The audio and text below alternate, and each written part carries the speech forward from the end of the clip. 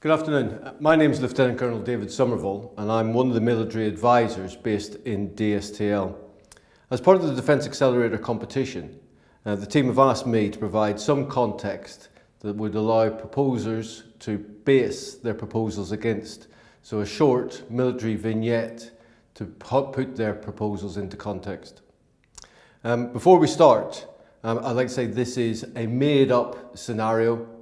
It has got no relationship with real military activity, although of course it's based on fact, and therefore it's a representative vignette of circumstances which might arise, but should not be taken as a cast iron demonstration of how the military would plan its operations. So before I start talking about the vignette, I'm going to try and put into context the scenario which UK defence faces at the moment. So the fundamental character of warfare we have seen over the last 20 to 25 years has changed. The ability for those groups who might look unfavourably against the UK to mount operations has changed significantly. The connected world has allowed people to make use of technology which is developed for the use within the civilian environment for nefarious purposes. The result is that the world has essentially changed, and the UK defence has to react to that in order to prevent being left behind and therefore operationally disadvantaged. So defence has a number of data sources on which it can draw in order to help it make its decisions and mount operations. However, in order to exploit them, we have to make best use of them. We have to connect them together, we have to be able to analyse that information and therefore draw deduction from it. And from that, we would then be able to plan our operations with a greater confidence of success. However, those information sources are growing exponentially. And while potentially in the past we've relied solely on defence sources for that information and intelligence, that's not necessarily the case any longer. And indeed, as the ability of people to post information onto the internet and for us to actually use that has occurred, then actually our whole focus on defence information sources is starting to change. In addition to that, the context and the background of the world in which we live has changed over the last 10 years, but will continue to do so. And there are two documents on the slide now which I'd like to draw your attention to. These set the context for the environment in which UK forces will operate over the next 25 to 30 years. They're freely available on the internet for download, and I would recommend you to do so because they're actually quite an interesting read, well written, and set the context very well about what we will be doing in the future. The upshot of all this is that, as the Royal Navy stated in a press release from a couple of months ago, actually information is now key to every facet of operations in which the UK is engaged in. And previously, where we may have relied on artillery or heavy armour, actually the realisation is such that that might become secondary to information and the intelligence which flows from that. So the vignette that I'm going to set in front of you is that of a non-combatant evacuation operation, or a NEO. Before we start, it's well worth reading what the definition of a NEO is. And essentially, it's to relocate to a place of safety those people who are deemed eligible by the UK government, who are non-combatant and are threatened in a foreign land. So the slide now shows the guiding points from a NEO. It states that a NEO is an operation of last resort. We do not particularly wish to engage in this type of operation. It's only when it's a great necessity. It's driven by the Foreign and Commonwealth Office. And indeed, it's the Foreign and Commonwealth Office who select eligible personnel for evacuation. The ambassador in country is the person in control, and the military, when it deploys in support of a NEO, is subservient to him or her. The military will only evacuate those eligible personnel who wish to go. We're not in the position of trying to force anyone to be evacuated. And as it says, eligible personnel can be those UK nationals. It could be citizens of unrepresented EU countries in the country in question, so those which do not have an embassy. It could be those personnel from the Five Eyes community, so the US, Canada, Australia or New Zealand nationals, as requested by their governments. And indeed, it could be the nationals of other governments as requested and endorsed by the UK government. So what I'm going to do here is set a little bit of the background to the vignette. And essentially, I've stated that in an undefined African country called Parasol, there's been an outbreak of a very virulent and dangerous virus. This has caused rising panic and the startings of civil disorder within the civilian community. The authorities are beginning to lose control, and as a result, the UK government, through the ambassador in the country, have raised their concern about the safety of UK nationals. The Foreign and Commonwealth Office have begun planning for the evacuation operation, and the military has been placed on 24 hours notice to move to deploy to the country of Parasol in order to begin a NEO. In order to make the scenario slightly easier, I've stated that UK eligible personnel are concentrated in the capital, which I've called Squirrel City. So the mission is as defined on this slide, and it's to be prepared, so therefore not to deploy just yet, but be prepared to conduct a national non-combatant evacuation operation from Squirrel City and its environments in order to achieve the safe evacuation of UK eligible personnel and others for whom Her Majesty's Ambassador has accepted responsibility, and on as an opportunity basis, as advised by Her Majesty's Ambassador, US, European and other nationals who wish to leave the country. So it's to evacuate eligible personnel in order to achieve their safe evacuation. The slide essentially shows how a NEO may be planned. We will have a number of embarkation points in country, potentially by sea, potentially airports of embarkation or disembarkation. We will evacuate personnel from reception centres where we will arrange for them to meet, remove them to the evacuation points, and from there by onwards travel by air or sea out to a place of safe haven. And that's likely to be a capital ship. I've broken the vignette down into 3 sections: pre-deployment, deployment and post-deployment. The first section obviously I'm going to deal with is the activities that we would be involved in pre-deployment. This would include, as it states on the slide, reconnaissance, intelligence preparation of the environment, so that's understanding the environment into which we will be deploying, the conduct of an estimate, that's an appreciation or a planning tool to help us understand the courses of actions which are open to us, and therefore from that work out the optimum course of action, and any pre-deployment planning to enable the forces to deploy to the country. So the planning factors which the UK would have to take into account in the pre-deployment element some of those are in the slide now. So essentially the first case would be the numbers of eligible personnel required to be evacuated. Of course, the Foreign and Commonwealth Office would have an estimate of how many UK eligible personnel would be in the country. This would be in conjunction with the ambassador, and indeed for those countries with a potentially difficult environment, the ambassador's office would probably be keeping a list throughout the year of those people who come into country and leave country. But of course, that is only an estimate. And consequently, we would be interested to find out if we could get more definitive figures about the people that we would have to evacuate. And they might come from a number of different information sources. So possibly the host nation might have some figures about the number of eligible personnel from the UK and the other countries who would be in theatre.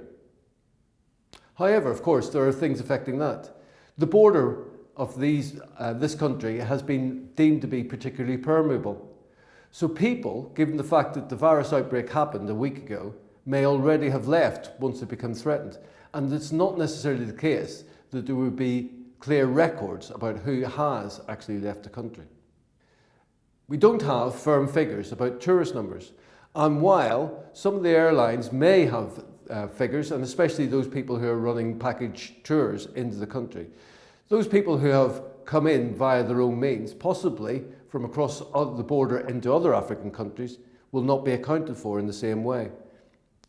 And of course the question is whether, even if the airlines did have these figures, whether we could have access to that information in a timely manner in order to aid the planning.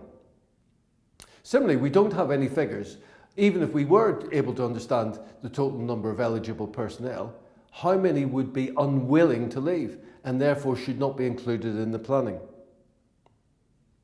And on top of that, of course, as I stated, there are other eligible personnel from other countries, the figures for which we would have even less certainty about.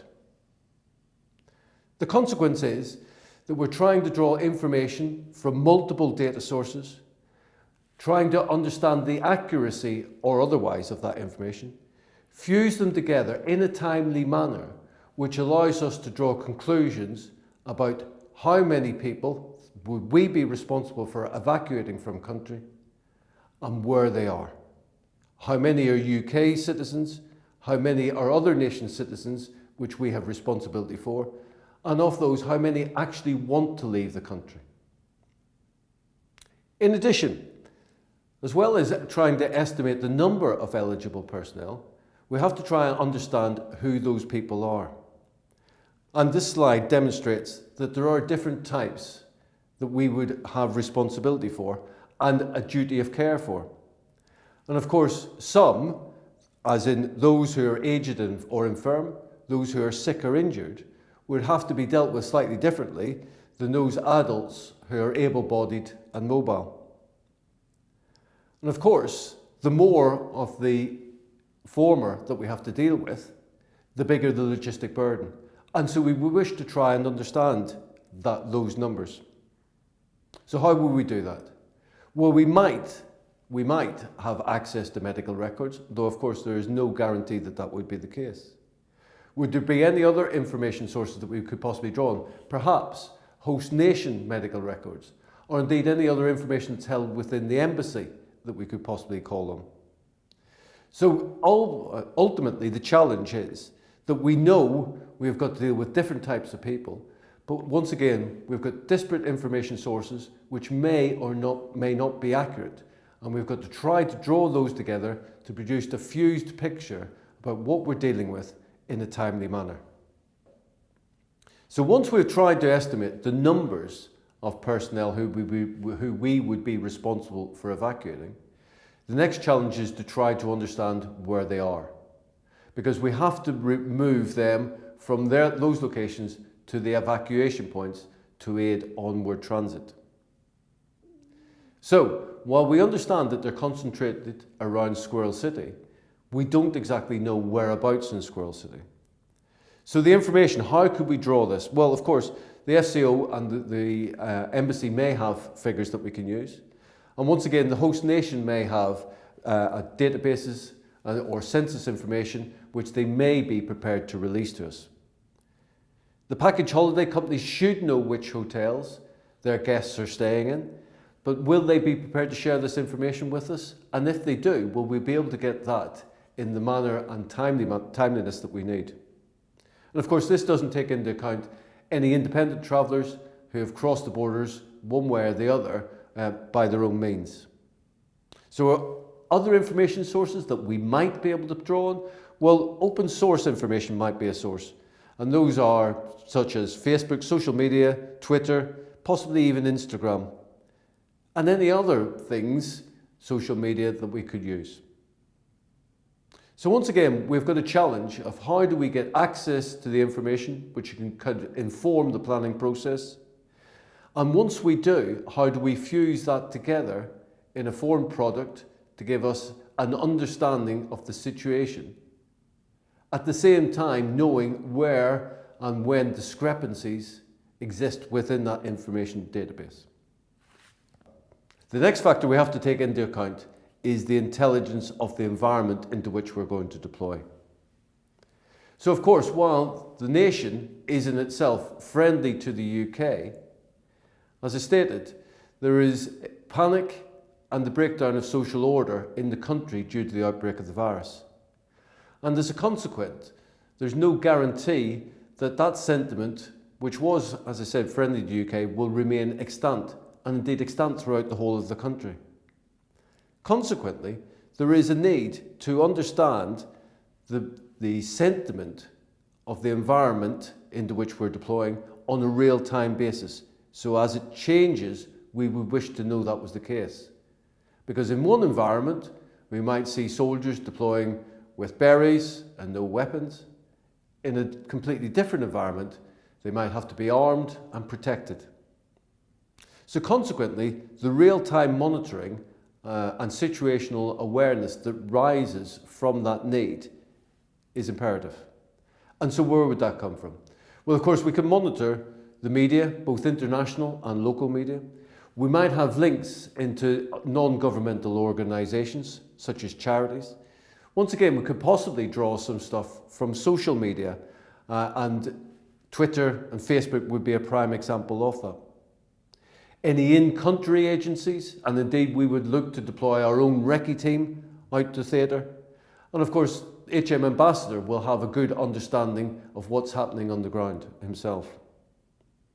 So the challenge is once again to take disparate information sources, understand the accuracy of those, understand how they change over time and the temporal factor associated with that, and fuse those together into a picture which allows us to understand, as time changes, how the sentiment in the country overall, but in the regions into which we will be deploying, is changing. The final factor that I'm going to take into account in the pre-deployment phase is that of logistics. The first part is to understand where we will actually embark into the country in order to mount the operation from. In order to do that, we need to understand what facilities are available to us at the different locations. We'll need Admiralty charts to understand the port accessibility, understand what runways are available to us, what their strength, what their length is, so therefore we can work out what aircraft it could potentially take. What civilian transport might be available to us in order to prevent us having to deploy our own transport to theatre. Are buses locally available that we could hire or make use of? What about civilian logistics trucks? We'd of course need mapping in order to understand routes of egress and ingress. So therefore we would wish to integrate local maps with the latest imagery of the country that we would have. And of course, there is always the requirement to put on top of that mapping the local sentiment in order to understand areas that it's safe to deploy to and those which it is not.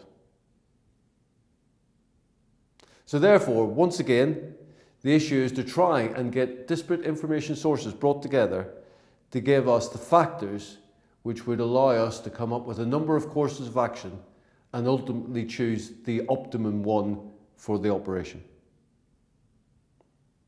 So we're going to move on to the deployment and conduct of the actual operation and the challenges that we will face in doing this.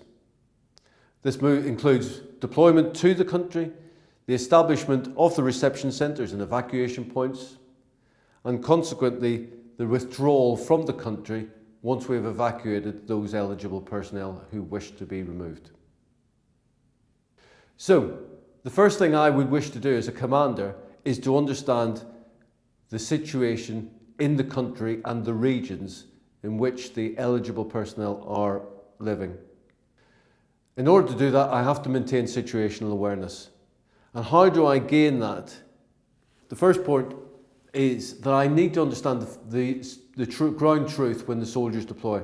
So this requires integration of information sources, such as information coming from our own sensors, those which are deployed on our own vehicles and our own recce platforms, such as UAVs. Is there ability to deploy ad hoc sensor networks? So possibly we might have access to a number of civilian sensors, and can we make use of the information coming from those? What about sensors of opportunity? And in this case, I'm including things such as traffic cameras maybe, or indeed CCTV cameras on government buildings. Can I gain access to them? And why do I want this? Well, I need to build a pattern of life of what's normal so that when the troops deploy, if something abnormal happens, I can react quickly to it. And of course, the problem with this is that it requires communications. And communications is always difficult when you're deploying at pace and tempo into a country of opportunity. So therefore, I need to try and link those sensor networks together, once again, to provide me information and intelligence and situational awareness about how the sentiment on the ground is changing on an hourly basis.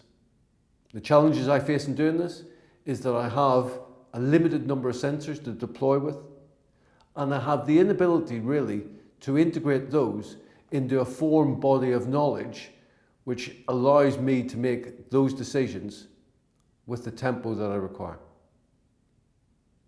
So one of the factors that I need to ensure is that as well as the EPs, the soldiers who deploy to bring them back to the evacuation points are protected when they conduct the operation. The first factor included in this is maintenance of situational awareness, and I talked about that on the previous slide. The second factor will be blue force tracking, so understanding where the UK forces are on the ground at any time. This would allow me as the commander, if they did get into a situation where they needed support, to understand exactly where they are, and this would save time and effort. Of course, as sentiment changes and possibly the crowd becomes more hostile to either UK nationals in the form of the EPs or indeed the UK troops, then their troops' rules of engagement might change. And I need to understand the environment in which the soldiers are deploying to in order to make the decision whether those rules should change. And if they do, I need to have the communications to be able to inform them that that's the case. And finally, in an ideal world, I would like to have overwatch of all the soldiers on the ground. The ability to see where they are, what they're doing, and what they are facing as they go about their task. Because this would allow me to make decisions in order to protect them quicker and more agilely. So therefore, the challenge we face is really understanding where the UK forces are on the ground, as well as, of course, the EPs, what they're actually doing as they conduct the operation to move the EPs back to the evacuation points, and of course, what any local crowds or indeed militia forces are doing to us. And if I had that information in one fused product, then it would allow me to make decisions in order to ensure the protection of the UK forces. And of course, all this is building towards operational success, the whole reason that we have deployed on the operation. And my desire, of course, is to maximise this. So therefore, I need to maximise the tempo, agility, and the mission focus of both my headquarters, but the soldiers on the ground. I need to try and reduce the cognitive burden imposed on my headquarters staff, because this will allow them to concentrate on the real areas of importance, the important decisions about protection of the EPs and UK forces. If they're overburdened, they'll be dealing with minutiae, trying to identify where the information they need to make the decision is, rather than actually making the decision. I need to understand when things are changing, and in an environment like this, they can change exceptionally quickly. And it's only by having that understanding, provided by intelligence and situational awareness, that I can make the correct decisions when they're required to be done in order to maximise the operational success. And of course, in order to aid with this, I need to build relationships with the host nation, the civilian community and population, press, NGOs, and any other number of organisations. So I need linkages and communications into them, but I also need to understand their thought processes, what decisions they're taking, and what affects those decisions. And so the challenge in this environment is to understand what we're doing, how to do it, and to do it better, faster, smarter, with more agility and more certainty that the decisions we take are the correct ones. So, moving on to post-deployment. This is all about understanding how the operation went all the way from the planning phase through the operational phase to the removal from theatre. Reviewing the conduct of that and identifying any lessons as to why it was a success or otherwise. So the key issue is to understand the operation, what went well, what didn't go well, in order to do it better the next time around. So all the reporting that we did, all the decisions we made, all the information we gathered and used, we would wish to be able to archive this, but in a manner which allowed us to have access to it in a sensible way, giving understanding to the decisions that were taken based on this. We wish to be able to identify throughout the operation key decision points, what factors affected those decisions, and why any particular decision was made. We need to understand what went well and what went badly, and why that was the case. And when we've done all that, we've understood what was good, what was bad, what we would do differently the next time around, and we've developed those into lessons identified. We need to change our training, tactics and procedures, our TTPs, in order to do it better the next time around. So the challenge here is to archive disparate information in a way which still allows us to gain understanding from it, and to be able to do so again time and time again in the future. So, once again to reiterate, we did a pre-deployment planning phase which allowed us to bring together information sources to understand the country, the environment in which we were deploying to, the people we were trying to rescue, be they from the UK or other nations that we've been tasked to do so, the factors which affect our planning and logistics of deploying into the country, and we came up with a plan about how we would approach that. We then deployed on the operation to conduct that plan, and we looked to evacuate eligible personnel with the maximum protection given to them and to the UK forces who were deployed to assist them, through situational awareness, reducing cognitive burden on our decision-making staff, and providing force protection to ensure that the AEPs and UK forces conducted the operation safely. And finally, when we return to the UK, we would wish to conduct a lessons identified process which allowed us to take all the information, decision-making points, and gain understanding from that about why the operation was a success or otherwise. And the challenges generally that we've faced throughout this, and will continue to face as we deploy on operations, is how to make better use of the information we already have given to us, how to make better use of information sources that traditionally we haven't had access to. And of course, with that increased information flow will come an increased burden on the decision makers. So we would wish to try and reduce that cognitive burden to allow them to concentrate actually on the decision making rather than gathering the information in order to make those decisions. We need real-time awareness of the changing risk and threat, both leading up to and the conduct of an operation. And we need to understand how, as the situation changes, that might impact on the plan in order to change it if we're required to do so. We need to draw understanding from the information and the decisions we took when we returned to the country, but returned to the UK. And of course, all this is required in a relatively short timescale. And please, never lose mindfulness of the fact that the reason we're trying to do this is in order to increase our chances of mission success. Thank you very much.